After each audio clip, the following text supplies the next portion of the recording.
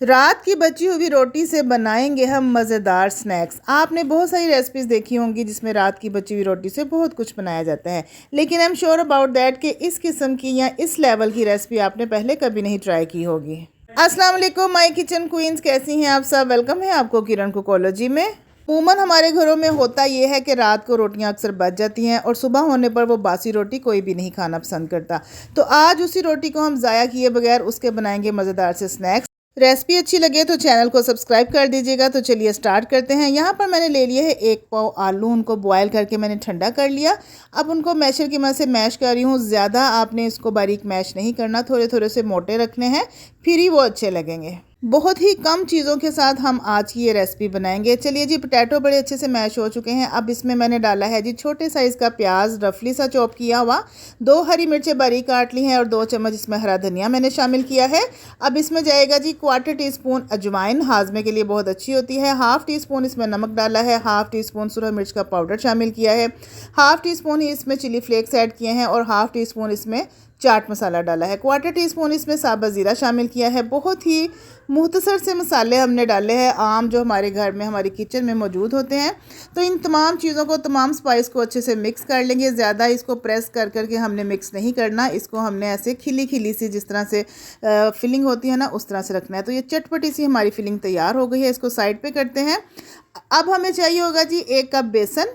उसमें मैंने 2 से 3 चम्मच पालक डाली है बारीक कटी हुई, और एक छोटे साइज़ का प्याज लंबाई में कटा हुआ वो शामिल किया है। 1 चम्मच भर के हमने इसमें अनारदाना शामिल किया है। 1/4 टीस्पून इसमें अजवाइन जाएगी। नमक डाल लीजिए अपने टेस्ट के मुताबिक। 1/2 टीस्पून इसमें सूरज मिर्च का पाउडर डालेंगे, 1/2 टीस्पून इसमें चाट मसाला डालेंगे, 1/4 टीस्पून इसमें हल्दी पाउडर जाएगा और 1/2 टीस्पून इसमें चिली फ्लेक्स जाएंगे। 1/2 टीस्पून इसमें साबुत ज़ीरा डाला है और 1 चम्मच भर के साबुत सूखा धनिया शामिल किया है। बस जी, इतने ही स्पाइस इसमें जाएंगे। अब थोड़ा थोड़ा पानी डालकर हमने इन सारी चीज़ों को अच्छे तरीके से मिक्स कर लेना है। इसकी कंसिस्टेंसी क्या होनी चाहिए ये मैं आपको बता देती हूँ। ना ज़्यादा पतला बनाना है आपने और ना ही बहुत ज़्यादा थिक रखना है। तो ये एक फ्लोई साइज़ का टेक्सचर होना चाहिए, आप देख सकते हैं। इसको भी हम साइड पे करते हैं। अब ये मेरे पास है जी 2 रोटियाँ जो रात को बच गई थी। इनको अब सुबह कोई भी खाना पसंद नहीं करता, तो अब इसका हमने क्या यूजेज करना है जी। रोटियों को हम लेंगे, रोटियां अभी भी नरम है, रोटियां जो है ना हॉट पॉट में थी जिसकी वजह से ये अकड़ी नहीं है, अभी नरम ही हैं। हमने इनको नाइफ़ की मदद से सेंटर में से कट कर लेना है, हाफ हाफ कर लेना है। सुरती के लिए आपने रोटी को कोशिश करना है कि नाइफ़ की मदद से ही कट करें। हाथ से अगर आप इसको तोड़ेंगे तो फिर वो एक जैसा उसकी नीटनेस नहीं आएगी। अब इसके ऊपर हमने थोड़ा सा मायोनीज़ अप्लाई कर देना है। अगर आपको केचप पसंद है तो आप केचप भी लगा सकते हैं, और अगर आपको हरी चटनी पसंद है तो आप वो भी लगा सकते हैं। मतलब कि कुछ भी आप इसके ऊपर लगा सकते हैं। इस वक्त मैं इसके ऊपर मायोनीज़ अप्लाई किया है। और जो मज़ेदार सी चटपटी सी हमने इसकी स्टफिंग तैयार की थी, उसके 2 से 3 चम्मच भर भर कर हमने जो है ना इसके ऊपर रख देने हैं। थोड़ा ज़्यादा रखेंगे ताकि खाने वाले को मज़ा भी आए।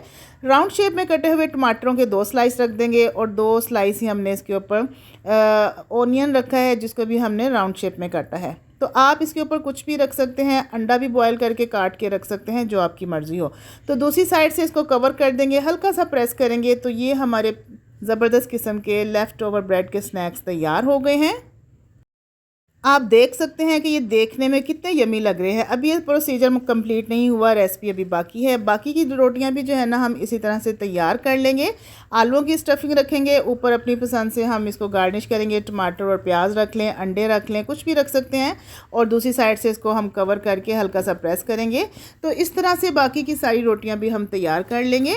यहाँ तक अगर आपको मेरी रेसिपी अच्छी लगी है तो जल्दी से मेरे चैनल को सब्सक्राइब कर लीजिए, मेरे वीडियो को लाइक और शेयर भी कीजिए और एक प्यारा सा कमेंट भी कीजिएगा। तो अगर आपको इसी तरह की सस्ती और लो बजट आसान मज़ेदार सी रेसिपी चाहिए तो जल्दी से मेरे चैनल का विजिट कीजिए। वहाँ पर आपको ऐसी ढेरों ढेर रेसिपीज़ मिलेंगी जो सस्ती भी हैं, आसान भी है और आपके किचन में मौजूद चीज़ों से बन सकती हैं। तो इसके बाद हमने जो बेसन का मिक्सचर तैयार करके रखा था, एक एक ब्रेड को हम पकड़ेंगे और इस मिक्सचर के अंदर डिप करेंगे। ऊपर नीचे अच्छी तरह से हमने कोट कर लेना है।